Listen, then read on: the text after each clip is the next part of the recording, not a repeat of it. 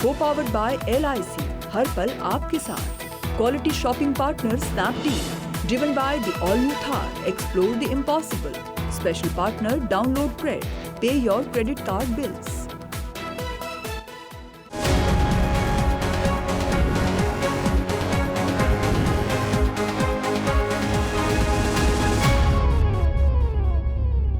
नमस्कार।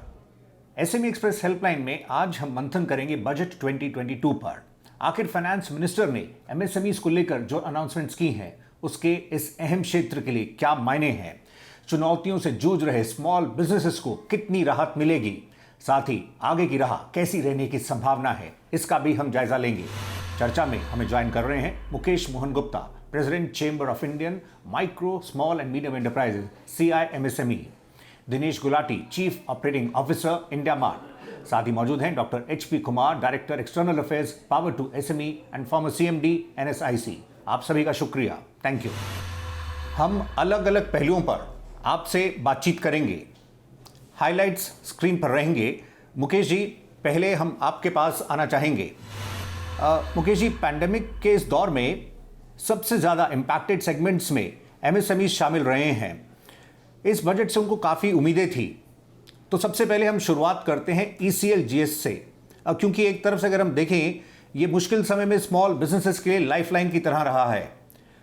एक तरफ बजट में हमने देखा है ECLGS को एक्सटेंड कर दिया गया है मार्च 23 तक, वहीं इसकी गारंटी को 50,000 करोड़ से एक्सपैंड भी किया गया है, यानी अब टोटल कवर करीब 5 लाख करोड़ का हो गया है। ये जो एडिशनल अमाउंट ईयरमार्क किया गया है ये एक्सक्लूसिवली हॉस्पिटैलिटी रिलेटेड स्पेस के लिए है, तो आप इनिशियल कमेंट्स में हमें ECLGS के बारे में बता सकें। सौरभ जी, देखिए मैं इसको ऐसे समझता हूं कि MSME सेक्टर भी दो भागों में अभी बट गई है इस पेंडेमिक के दौर में। एक वो सेक्टर है जो बहुत ज्यादा इम्पैक्ट हो गया जिनका adversely due to this covid, और एक वो सेक्टर है जहां पर कोई बहुत ज्यादा असर नहीं पड़ा है। अगर हम देखें सबसे ज्यादा जो फर्क पड़ा है वो हॉस्पिटैलिटी सेक्टर जो है उसके ऊपर, ये जो MSMEs हैं उसके ऊपर सबसे ज्यादा इम्पैक्ट पड़ा है इस कोविड का।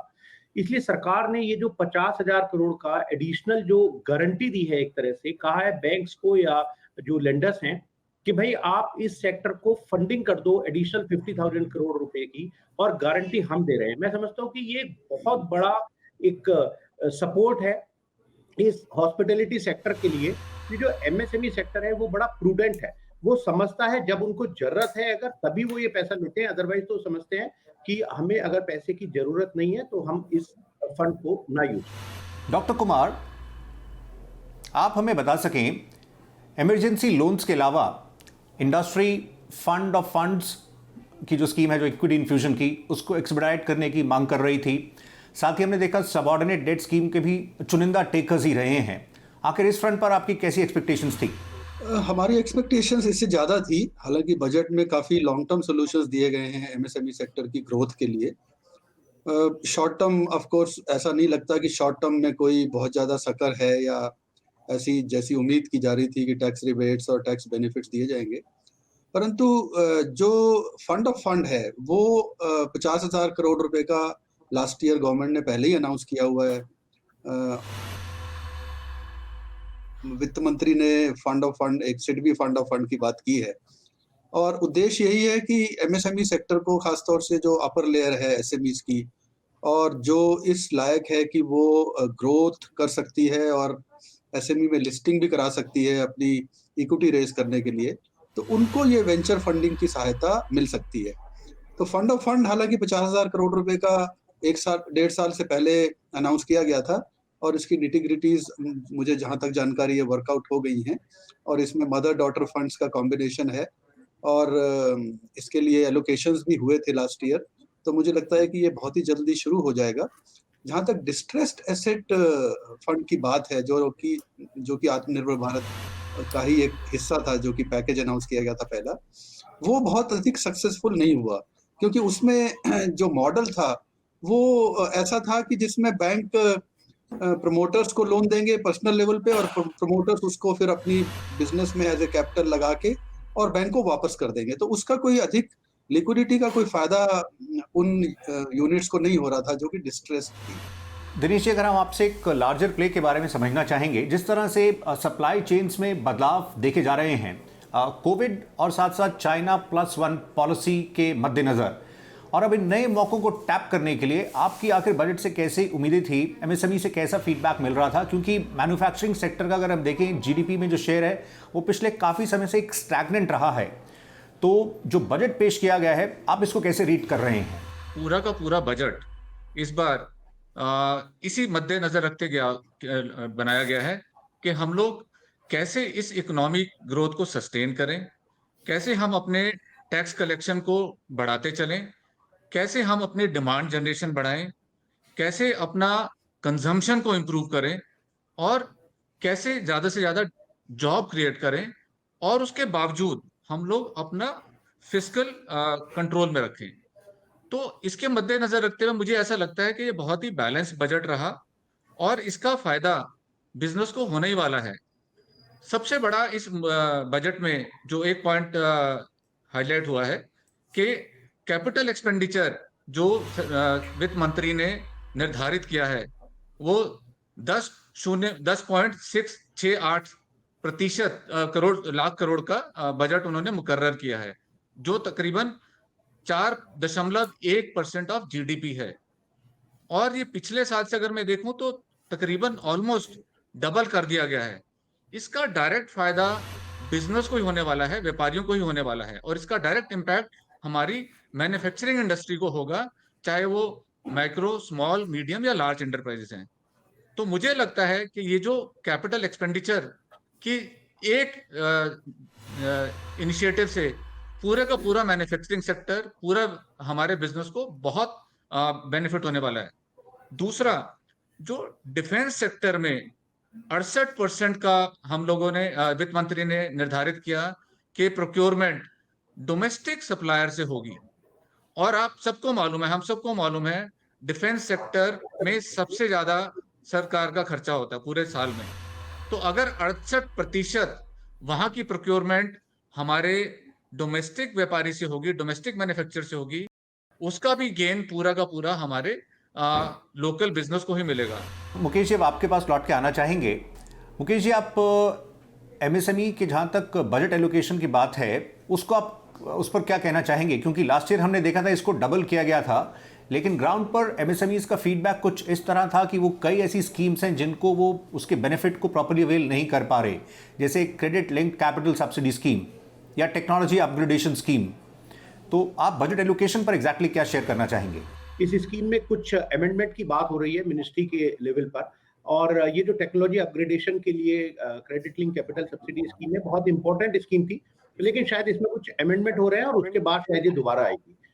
लेकिन मैं एक बात जरूर कहूंगा कि इस बजट को मैं ऐसे देखता हूं, अगर मैं ये कहूं कि ये एमएसएमई का बजट है तो भी कोई अतिशयोक्ति नहीं होगी, क्योंकि जितने भी अनाउंसमेंट करे गए हैं उनमें से मैक्सिमम अनाउंसमेंट जो सौरभ जी हैं वो एमएसएमई सेक्टर के लिए है। एमएसएमई सेक्टर की एक खास डिमांड रहती है कि भाई हमें कोलेटरल फ्री लोन मिले। उसके लिए सरकार ने कहा कि भाई हम आपको 2 लाख करोड़ रुपए का एडिशनल एक फंड दे रहे हैं जिससे आपको ये कोलेटरल फ्री लोन मिलेगा।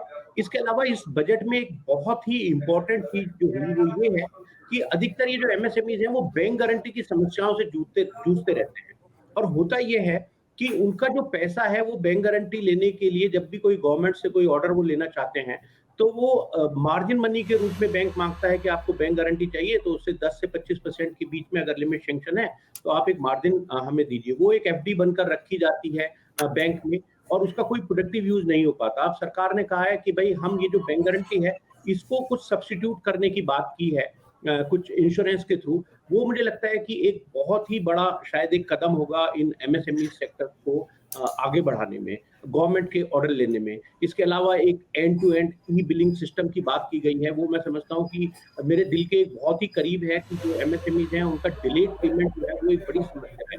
अगर ये ई बिल की कोई पोर्टल बन जाएगा जहां पर बिल हम अपलोड कर पाएंगे और पेमेंट तक उसका जो ट्रैकिंग है वो हो पाएगी, तो मैं समझता हूँ कि ये एक गेम चेंजिंग एक सिनेरियो आ जाएगा एमएसएमई सेक्टर के लिए खास तौर से। तो डॉक्टर कुमार, फिर आप ये बता सकें, जिस तरह से एमएसएमईज में there are large number of micro units, लेकिन ये बात भी सही है कि उनमें से काफ़ी जो है वो फॉर्मल चैनल से दूर हैं, और वो तमाम स्कीम्स अवेल नहीं कर पाते हैं, उनके लिए शायद ये ज़रूरी है कि वो उद्यम रजिस्ट्रेशन की तरफ आगे बढ़ें ताकि इस चैलेंजिंग फेज में उनको भी सपोर्ट मिल सके। आपके क्या व्यूज़ हैं?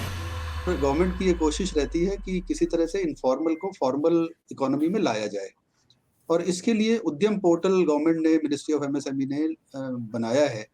और इसका उद्देश्य यही है कि आप अपने घर बैठे हुए आप अपनी फर्म को रजिस्टर कर सकते हैं, चाहे जितनी छोटी फर्म है। और इसमें प्रोसीजर भी बहुत सिंपल है ताकि ज़्यादा से ज़्यादा लोग, ज़्यादा से ज़्यादा micro enterprises, informal enterprises formal sector में आ सके। उसका फ़ायदा यही है कि फॉर्मल में आने पे और रजिस्टर होने से उनको वो सारी स्कीम्स जो गवर्नमेंट ने लागू की हैं, चाहे वो सेंट्रल गवर्नमेंट की हो, स्टेट गवर्नमेंट की हो, या और ऑर्गेनाइजेशंस जो हैं, एनएसआईसी है, सिडबी है, ये सारी स्कीमें उनको उपलब्ध हो जाएंगी और इसका उन्हें बहुत फ़ायदा होगा। तो ये एक बहुत लॉन्ग टर्म प्लान है जो कि सारी इनफॉर्मल को फॉर्मल में लाने से होगा। परंतु इसके अलावा मैं ये कहना चाहूँगा कि जहाँ तक बजट की बात है, आज के बजट की बात है, इसमें स्ट्रक्चरली काफ़ी कुछ किया गया है। डिफेंस सेक्टर में डिजिटाइजेशन ऑफ एमएसएमईज़, ये एक बहुत ही बड़ा इम्पोर्टेंट इश्यू है एक्चुअली, क्योंकि एमएसएमईज़ को आज लोन अगर लेना है बैंक से तो सारा डॉक्यूमेंटेशन पेपर वर्क करना पड़ता है। सिक्योरिटी डॉक्यूमेंट साइन करने हैं तो वो सारा फिजिकल है। तो इसको अगर डिजिटाइज किया जाएगा और चाहे वो लोन एप्लीकेशन देनी हो, चाहे वो डॉक्यूमेंट सबमिट करने हो, चाहे वो सिक्योरिटी डॉक्यूमेंट साइन करने हो, तो इससे एफिशिएंसी भी इंप्रूव होगी और इसका रिकॉर्ड भी रहेगा कि किस लेवल पे प्रपोजल में डिले हुई, सैंक्शन में डिले हुई, डिसबर्समेंट में डिले हुई। तो ये डिजिटाइजेशन का जो एक कैंपेन गवर्नमेंट ने आज बात की है, वित्त मंत्री जी ने, इससे बहुत फायदा होने वाला है। तो दिनेश जी, अभी जैसे डिजिटाइजेशन की जैसे बात कर रहे थे और डिजिटल ट्रांसफॉर्मेशन एक तरीके से हम देख रहे हैं, उस तरफ एमएसएमईज भी आगे बढ़ रहे हैं और डिजिटल पेमेंट्स को भी इनकरेज करने के लिए एफएम ने मेंशन किया कि शेड्यूल कमर्शियल बैंक्स जो हैं वो 75 डिस्ट्रिक्ट्स में 75 डिजिटल बैंक्स भी सेटअप करेंगे। इसको आप कैसे देख रहे हैं एमएसएमई के कॉन्टेक्स्ट में, और इस फ्रंट पर आपने इस दौर में किस तरह के ट्रेंड्स भी कैप्चर किए हैं? पूरा का पूरा सरकार का उद्देश्य देखिए तो डिजिटाइजेशन के ऊपर है। Digital health, digital skilling, digital education, digital banking. इसके अलावा सरकार के जितने अपने पोर्टल हैं, चाहे उद्यम है, चाहे ई श्रम है, चाहे असीम है, तो सरकार ने आज वित्त मंत्री ने बताया कि ये सारे पोर्टल इंटीग्रेट किए जाएंगे। इसका सबसे बड़ा जो फोकस मुझे लगता है कि सरकार चाहती है कि जितने टेक्नोलॉजिकल प्लेटफॉर्म है, डिजिटल प्लेटफॉर्म है, उसको जितना सिंप्लीफाई करके अपने बिजनेस को ऑफर किया जाए, उतना ही उनका अडॉप्शन बढ़ेगा। और इसी उद्देश्य से ये सारे प्लेटफॉर्म इंटीग्रेट करने की बात हो रही है। दूसरी बात जो वित्त मंत्री ने आज करी कि जितने भी हमारे लॉजिस्टिक्स प्लेटफॉर्म्स हैं, चाहे वो एयरवेज, रोडवेज, रेलवेज, इनको भी एक कॉमन प्लेटफॉर्म पे लाके, ताकि हम पूरा का पूरा लॉजिस्टिक्स प्लेटफॉर्म एक सिंप्लीफाइड फॉर्म में ऑफर कर सकें अपने बिजनेसेस को। उसका फायदा क्या होगा? एक एफिशिएंसी बढ़ेगी, कॉस्ट फैक्टर नीचे आएगा, ट्रांजिट टाइम, ट्रांसपोर्टेशन टाइम कम होगा, जस्ट इन टाइम इन्वेंट्री को बढ़ावा मिलेगा। सो आपकी जो कैपिटल डिप्लॉयड है उसमें कमी आएगी। तो ओवरऑल मैं ऐसा देखता हूं कि पूरा का पूरा फोकस काफी डिजिटल और टेक्नोलॉजी की तरफ है। और सबसे बड़ा फोकस एक दिखता है कि कैसे more and more business should participate and adopt to technology. और ये ट्रेंड, ये प्रचलन मैं बहुत अच्छे तरीके से देख रहा हूँ। पिछले 2 साल में हम इंडिया मार्ट प्लेटफॉर्म पे देखते हैं कि कितने बिजनेस ने आके अपने आप को रजिस्टर किया और इंडिया मार्ट जैसे और ऑनलाइन प्लेटफॉर्म का फायदा उठा रहे हैं। तो ये खाली सिर्फ आज के माहौल में नहीं, बल्कि पिछले 2 साल से ऐसा प्रचलन बहुत देखने में आ रहा है। एसएमई एक्सप्रेस हेल्पलाइन में फिलहाल वक्त ब्रेक का है, हम जल्द ही हाजिर होंगे।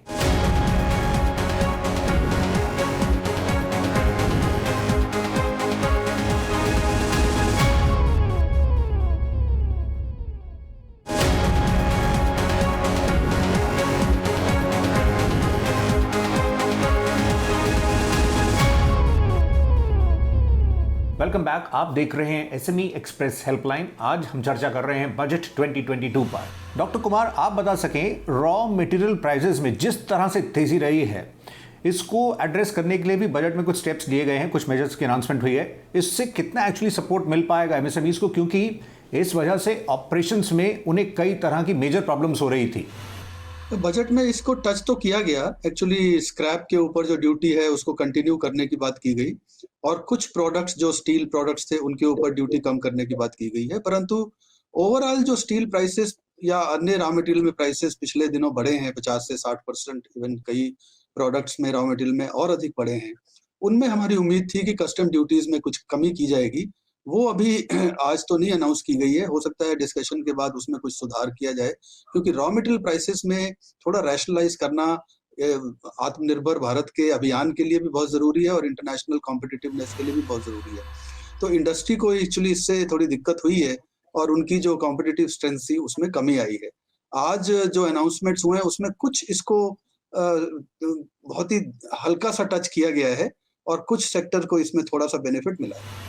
मुकेश जी, आपके पास अब हम आना चाहेंगे, आप ये बता सकें डिलेड पेमेंट्स के फ्रंट पर हम आपसे व्यू चाहेंगे, जिसका आपने मेंशन किया। एफएम ने कहा है कि सभी सेंट्रल मिनिस्ट्रीज के लिए एक ऑनलाइन बिल पेमेंट सिस्टम का उन्होंने जैसे जिक्र किया है, इस पर आप और क्या गैदर कर पाएँ कि डिलेड पेमेंट्स उनके लिए काफ़ी बड़ा कंसर्न एरिया रहा है और मुश्किल दौर में वो चाहते हैं कि उनके जो भी ड्यूज़ हैं वो प्रायोरिटी पर क्लियर हों।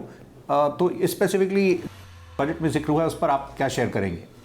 एमएसएमईज के लिए खास तौर पे ये जो डिलेड पेमेंट की समस्या है, शायद मुझे ऐसा लगता है कि सबसे बड़ी समस्या है, क्योंकि हम अधिकतर बात करते हैं कि बैंक फाइनेंस, जैसे कुमार साहब ने भी कहा कि भाई फंडिंग एक रिक्वायरमेंट है, लेकिन मैं ऐसे समझता हूं कि अगर इन एमएसएमईज को समय से अपने जो माल जो उन्होंने बेचा है या जो सर्विस दी है, अगर उसको समय से उनको पैसा मिल जाए तो शायद उनको बार बार बैंक के पीछे दौड़ने भागने की जरूरत भी नहीं होती। Micro small and medium enterprises development act जो 2006 में बना था, उसमें बड़ा क्लियर प्रोविजन था।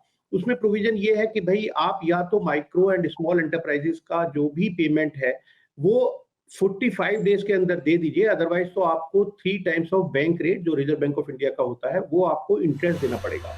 और उसके लिए खास तौर से एमएससीएफसी बनाई गई, फैसिलिटेशन काउंसिल बनाए गए हर स्टेट में, और ये कहा गया कि ये 90 डेज के अंदर अगर कोई भी डिस्प्यूट यहाँ पर रजिस्टर होता है तो वो उसका फैसला लेंगे। लेकिन इसका इम्प्लीमेंटेशन मैं ये कहूंगा कि शायद बिल्कुल बहुत ही पुअर तरीके से हो रहा है। वो जो डिटेल्स हैं वो मिल नहीं पाती हैं कि कौन ऐसे डिफॉल्टर्स हैं, ताकि ये जो एमएसएमईज हैं अगर कोई अपना बिजनेस करना चाहते हैं तो वो देख पाएं कि भाई कौन कौन से ऐसे बायर हैं, बड़े लार्ज कॉर्पोरेट्स हैं या दूसरे एमएसएमईज भी हैं जो समय से पेमेंट नहीं करते। नरेंद्र मोदी जी ने कहा था एक मीटिंग में कि जो चैम्बर्स हैं उनको आगे आना चाहिए और उनको मदद करनी चाहिए इन एमएसएमईज की, ताकि समय से पेमेंट मिल जाए लार्ज कॉर्पोरेट से।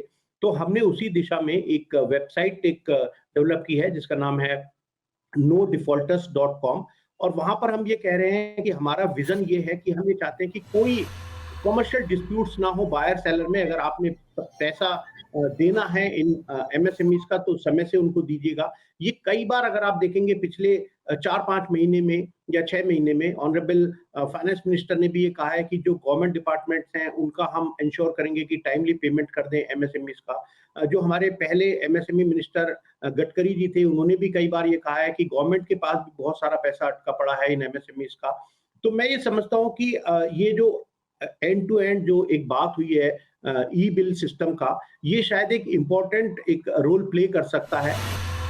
हम डिस्कशन के एंड में आ गए हैं। चलते हुए दिनेश जी, आपसे हम एक और पर्सपेक्टिव चेक करना चाहेंगे। पीएलआई स्कीम, जैसे बजट में मेंशन हुआ 14 सेक्टर्स पर इसमें फोकस किया जा रहा है, लेकिन एमएसएमईज का ये मानना रहा कि उन्हें भी इसके साथ कनेक्ट किया जाए और वो ये भी चाहते हैं कि इसमें उनके लिए भी बेनिफिट्स हों। तो आप कैसे देखते हैं, क्योंकि ये एक काफ़ी इंपॉर्टेंट इनिशिएटिव है पीएलआई के फ्रंट पर जो डेवलपमेंट्स हैं? अभी तक पीएलआई स्कीम का बहुत ही फायदा हुआ है हमारी पूरी मैन्युफैक्चरिंग इंडस्ट्री को। देखा जाए तो 13 से 14 इंडस्ट्री इंक्लूड करी गई हैं और तकरीबन अभी तक जहां तक मेरी नॉलेज में 30 लाख करोड़ का कमिटमेंट है to increase the overall production across industries. तो और मैं एक बहुत हेल्दी कंपटीशन देखता हूं और मुझे ऐसा लगता है कि ये पीएलआई स्कीम अभी पिछले साल ही इंट्रोड्यूस हुई थी और आने वाले समय में एमएसएमई जरूर इसमें जुड़ेंगे और इसके लिए हमारी भी दरखास्त रहेगी वित्त मंत्री से, मिनिस्ट्री से, कि उनको इस पे किसी ना किसी जरिए से इंक्लूड किया जाए, डायरेक्टली इंक्लूड किया जाए। आज के समय में इनडायरेक्ट फायदा एमएसएमई को आज भी हो रहा है। जितना मेक इन इंडिया, आत्मनिर्भर भारत, जिसका फायदा पीएलआई के अंतर्गत हुआ है हमारे इंडस्ट्री को यहाँ पर, उसका इनडायरेक्ट बेनिफिट आज भी हमारे एमएसएमईज को मिलता है। मैं देखता हूँ कि उनकी manufacturing capacity in spite of corona के टाइम पे भी मतलब उनका पास ऑर्डर बुक काफी हेल्दी स्टेट में थे, और उसका श्रेय मैं दूंगा पीएलआई स्कीम को। डॉक्टर कुमार, फाइनल वर्ड आपसे हम देना चाहेंगे जीएसटी पर। जीएसटी की जहां तक बात है, पेंडेमिक के बावजूद हमने देखा है कि जनवरी में कलेक्शंस 1.38 लाख करोड़ रहे हैं। इंडस्ट्री की मांग रही है कि रेट्स को रैशनलाइज करना चाहिए। हालांकि जीएसटी काउंसिल उस पर फाइनल कॉल लेता है, लेकिन फिर भी आपको इस फ्रंट पर आगे रहा कैसे दिख रही है? देखिए, जीएसटी अब स्टेबलाइज हो रहा है और यही इसका रिफ्लेक्शन है। जो हाईएस्ट कलेक्शन हुई है लास्ट मंथ में, वित्त मंत्री जी ने जैसे बताया, तो लोगों को अब इसमें स्टेबिलिटी दिखाई दे रही है। केवल कुछ छोटे मोटे हिकअप्स हैं जो एमएसएमई सेक्टर और सप्लायर्स फेस कर रहे हैं, और वो भी गवर्नमेंट के संज्ञान में लाए गए हैं। मुझे लगता है कि वो भी धीरे धीरे उन प्रॉब्लम्स को भी वो रिजॉल्व करके, और जीएसटी एक बहुत ही गेम चेंजर प्रूव हुआ है, और इससे इनकी जो बॉटम लाइन है वो इम्प्रूव हुई है actually most of the industries की और बिजनेस एंटरप्राइजेस की। मैं आपके माध्यम से केवल दो मैसेज देना चाहता हूँ फॉर आवर एमएसएमईज। पहली, हम लोग आशा करते थे कि इस बजट के अंतर्गत जो हमारे एमएसएमईज हैं उनका टैक्स है वो थोड़ी पैरिटी आएगी। आज हमारे देश में जो लिमिटेड कंपनी है वो 25% टैक्स देती हैं, प्रोप्राइटरशिप कंपनी 33% टैक्स देती हैं, और पार्टनरशिप फर्म 42% टैक्स देती हैं, और तकरीबन 1.25 करोड़ जीएसटी रजिस्टर्ड बिजनेस है हमारे देश में। और ना से कम जो जीएसटी रजिस्टर्ड बिजनेस हैं, क्या वो सारे के सारे 25% टैक्स पे लेके आ सकते हैं? So that's the first message, एक पहला मैसेज जो मैं आपके चैनल के माध्यम से पहुंचाना चाहता हूं। दूसरा है, जो हमारा जीएसटी का बहुत फायदा हुआ है, जीएसटी की फर्दर सिंप्लीफिकेशन के लिए क्या सीजीएसएसटी और एसजीएसएसटी को कहीं सिंप्लीफाई करके एक ही लेग में कन्वर्ट करें, ताकि एमएसएमई को उसकी कंप्लायंस में, उसको फॉलो करने और उसको भरने में ज्यादा दिक्कत ना हो। जीएसटी के बहुत फायदे हैं आने वाले समय में, इसको जितना सिंप्लीफाई करेंगे उसका और बेनिफिट मिलेगा। एसएमई एक्सप्रेस हेल्पलाइन में अभी के लिए बस इतना ही। बजट 2022 एमएसएमईज के लिए कैसा रहा, इसके तमाम एंगल्स पर हमने फोकस किया। मुकेश जी, दिनेश जी, डॉक्टर कुमार, आप सभी का शुक्रिया। अभी के लिए बस इतना ही। नमस्कार।